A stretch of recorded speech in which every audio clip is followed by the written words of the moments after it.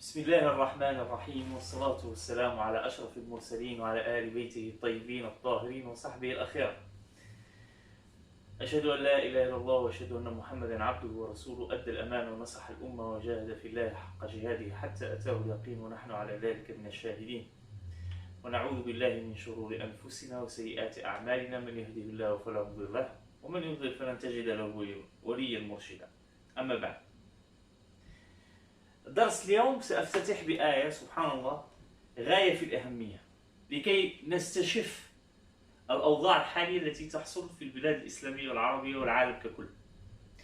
ففي قوله سبحانه وتعالى بعد أعوذ بالله من الشيطان الرجيم بسم الله الرحمن الرحيم: وما كان ربك ليهلك القرى بظلم وأهلها مصلحون ولو شاء ربك لجعل الناس أمة واحدة ولا يزالون مختلفين إلا من رحم ربك ولذلك خلقهم وتمت كلمة ربك لأملأن جهنم من الجنة والناس أجمعين. هذه الآيات تبين حقيقة أن الله سبحانه وتعالى لا يهلك قرية إذا كان من فيها يصلح، ولم يقل صالح. هناك فرق، لأن في أحاديث تبين أن نزل عذاب على قوم ولكن كان فيها صالحون، فقالوا بهم ابدأ، أو كما حكى النبي عليه الصلاة والسلام، أي أن الله سبحانه وتعالى بدأ بالصالحين أخذ أرواحهم. أما المصلح الذي يجتهد في إصلاح الأوضاع ونفسه ومن حوله، لأنه يجاهد ويكابد حربا ضروس ضده، لأنه يبين الحق من الباطل والحلال من الحرام والعذاب من الرحمة، ويفرق بينهما بتفريق واضح بكتاب الله ونور كتاب الله. والقول في تأويل قوله تعالى ولو شاء ربك لجعل الناس أمة واحدة ولا يزالون مختلفين، قال أبو جعفر يقول تعالى لكل لو شاء ربك يا محمد لجعل الناس كلها جماعة واحدة على ملة واحدة ودين واحد، كما حدثنا بشر قال حدثنا يزيد قال حدثنا سعيد عن قتادة قوله لو شاء ربك لجعل الناس أمة واحدة، يقول لجعل المسلمين كلهم أو كلهم أو كلهم، تفسير الطبري. أي وما كان الله ليهلك أهل القرى بظلم منه لهم والحال أنهم مصلحون، أي مقيمون على الصلاح مستمرون عليه، فما كان الله ليهلكهم إلا إذا ظلموا وقامت عليهم حجة الله. ويحتمل أن المعنى وما كان ربك ليهلك القرى بظلمهم السابق، إذا رجعوا وأصلحوا عملهم فإن الله يعفو عنهم ويمحو ما تقدم من ظلمهم، تفسير السعدي. Retournons à l'explication profonde de les versets du ayat. Il a dit le bon Dieu qu'il ne descend pas son châtiment s'il y a des gens qui corrigent et qui réparent les situations, puis ils font le bien dans leur vie, pour les autres, pas pour eux-mêmes. C'est quoi le bon fêteur, puis qui est juste pour lui? La différence entre eux. Le juste pour lui et pour les autres, il est plus apprécié et plus proche de Dieu subhanahu wa ta'ala que la personne qui est juste que pour lui-même. Et c'est pour ça, quand il y a une justice qui est faite entre toutes les sphères de population, tu vas trouver moins d'impact de châtiment de Dieu subhanahu wa ta'ala dans toutes les sphères, dans toutes les communauté, puis dans toutes les grades.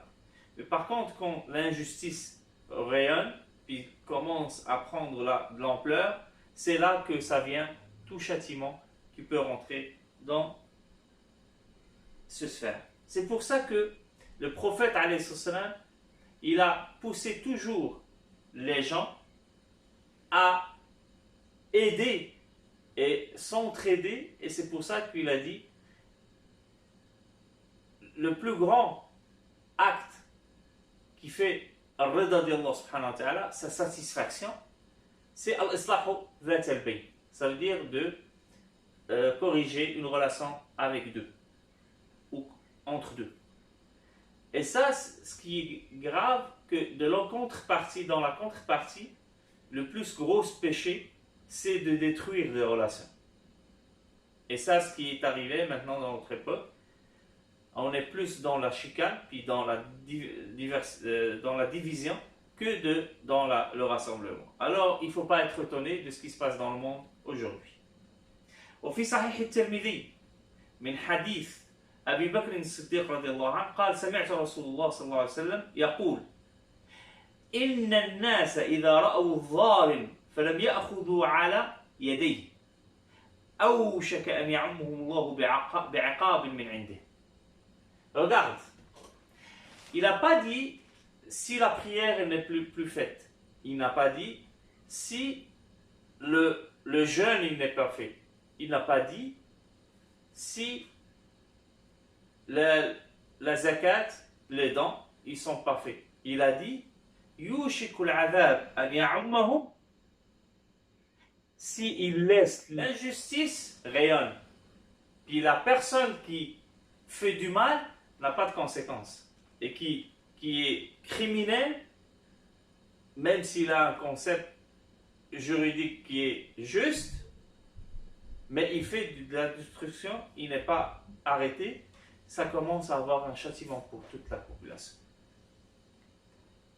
Et c'est pour ça que je voulais revenir sur l'histoire, et l'histoire de toutes les épidémies qui sont survenues dans la période des Sahaba radhiyallahu anhum surtout. Regarde, dans l'époque du Omar ibn Khattab radhiyallahu anhu, Abu Bakr est parti, puis il y avait le fitna, puis il est venu Omar ibn Khattab radhiyallahu anhu. C'est qui a été trop élevé? Ce qui était trop élevé, qu'on a commencé à voir dans cette période une augmentation de division. Al-Firaq.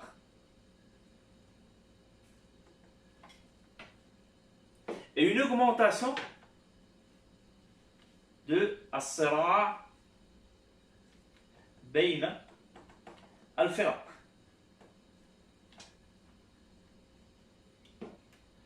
Qu'est-ce qu'elle a donné? Elle a donné deux événements graves dans l'époque de Omar ibn Khattab radhiyallahu anhu. C'est quoi? Amul Ramada, ça s'appelle Al-Ramada, c'est une année où il y avait beaucoup de famine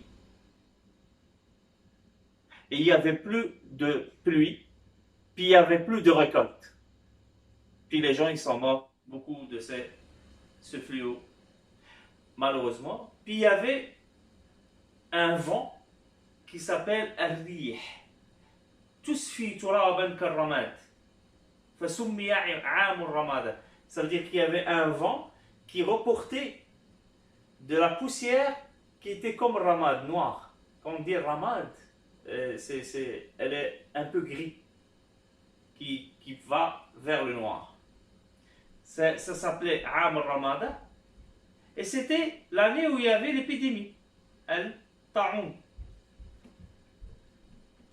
Puis il avait l'intention, le Omar ibn Khattab, de partir au Sham, que maintenant la Syrie, puis toute cette place, puis le Bayt al-Maqdis.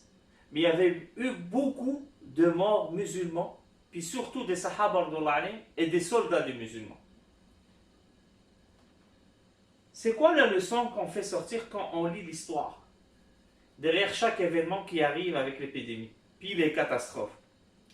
Quand il y a plus de division, as-sara,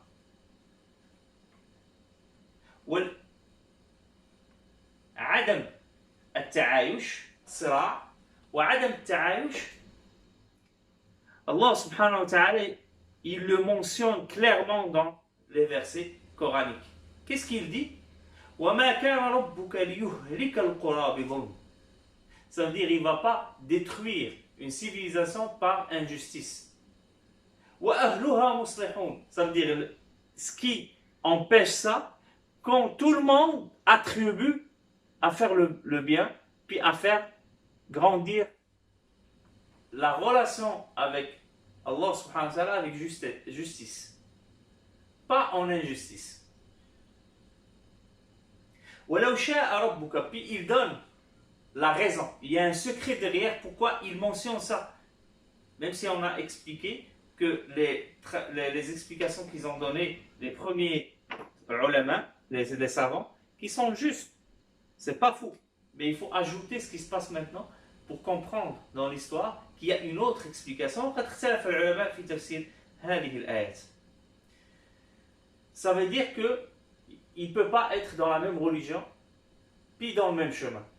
Sinon, il va avoir un seul chemin. Mais non, il faut approfondir la chose plus grandement que ce n'est pas question que de religion. Même dans la seule religion, la même religion, tu ne peux pas mettre dans le même concept, dans le même chemin, tout le monde à la même manière. Et on appelle al-madahib al-fiqhiyya, al-madahib al-islami. Tu ne peux pas mettre tout le monde dans le madhab wahid. Une seule école islamique, parce qu'il y a beaucoup d'écoles. Les gens qui ont essayé de le faire, ils ont détruit la base que le bon Dieu a mentionné, qu'avec ça, ça ne tombe pas le châtiment. De s'entraider dans le bien. De mettre la main avec l'autre sur l'intérêt général, au lieu de le mettre sur l'intérêt personnel ou d'une partie des gens. C'est ça ce qu'ils n'ont pas compris. Alors, vous ne pouvez pas mettre tout le monde qui soit salafi, ou qu'il soit soufi, ou qu'il soit chiite, ou qu'il soit impossible. Parce qu'il le dit. وَلَا يَزَالُونَ مُخْتَلِفِينَ إِلَّا مَنْ رَحِمَ رَبُّكَ وَلِذَلِكَ خَلَقَهُ وَتَمَّتْ كَلِمَةُ رَبِّكَ لَأَمْلَأَنَّ جَهَنَّمَ مِنَ الْجِنَّةِ وَالنَّاسِ أَجْمَعِينَ. Parce qu'ils ont été créés pour la différence, mais qu'elle soit positive. C'est qui avec qui dit que je vais remplir l'enfer par les djinns et les humains, qu'ils n'ont pas compris la réalité de la religion, qu'ils ont voulu, à part les gens qui sont mécroyants, on ne parle pas maintenant de la vaste majorité du monde, comment il réagit. On parle de la minorité qui est, pas minorité, mais une partie qui est croyante. Dans la croyance, il y a malheureusement des gens qui vont y aller dans le châtiment. Pour quelle raison? Parce qu'ils n'ont pas compris le message en lui-même. Quand on est fait pour rétablir, pour corriger, on n'est pas des juges. On ne doit pas être des juges. Ce qui a donné la division, que ça a augmenté, comme on a dit, al-firaq, puis ça a diminué beaucoup. Qu'est-ce qui a diminué? Fiqh al-ikhtilaf. Fiqh al-ikhtilaf. La science de la diversité. Fiqh al-ikhtilaf. La science de la diversité. Ça a beaucoup diminué, puis ça a donné ce qu'on est en train de vivre maintenant. Et pour revenir à enlever les épidémies, les catastrophes, il faut revenir dans l'explication de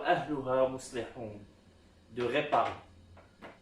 Ça veut dire que le musulman, il est ordonné, et pas c'est un choix, de réparer sa vie, de réparer l'entourage, de réparer tout ce qui vient après. S'il veut que le cheminement de toute sa vie soit tolérant, positif, puis rayonnant. Puis à la fin de sa mort, qu'il y aura un jugement équitable pour lui, puis qu'il soit adoré par Dieu subhanahu wa ta'ala. J'espère que ce brève explication que j'ai passé, ne le faites pas passer pour rien. Réfléchissez à ce que j'ai dit, puis soyez conscients. Si on ne se met pas en frères et sœurs dans les années qui viennent, malheureusement, il y aura plus que le coronavirus. Et malheureusement, il y aura des catastrophes dans le monde. parce qu'il n'y a pas ce mode de compréhension et ce mode de vivre ensemble, réellement. Et c'est pour ça qu'on a beaucoup de racisme, on a beaucoup de... Et puis je ne veux pas en parler de ça, parce que ça vraiment, ça écœure le cœur. Ce que j'ai vu, ce que je suis en train de lire dans tous les points de presse puis des médias, ça fait vraiment mal au cœur, puis ça fait pleurer. أسأل الله لي ولكم الخير العظيم والبركة وأن يبعد عنا كل شر وجزاكم الله خيرا على الاتباع وبارك الله فيكم وسدد الله خطاكم وأشهد أن لا إله إلا الله وأشهد أن محمدا عبده ورسوله والسلام عليكم ورحمة الله تعالى وبركاته والحمد لله رب العالمين. N'oubliez pas de vous abonner et de liker et n'hésitez pas à partager la vidéo. Merci beaucoup. لا تنسوا الاشتراك وأن تبعتوا الشريط لغيركم. شكرا جزيلا.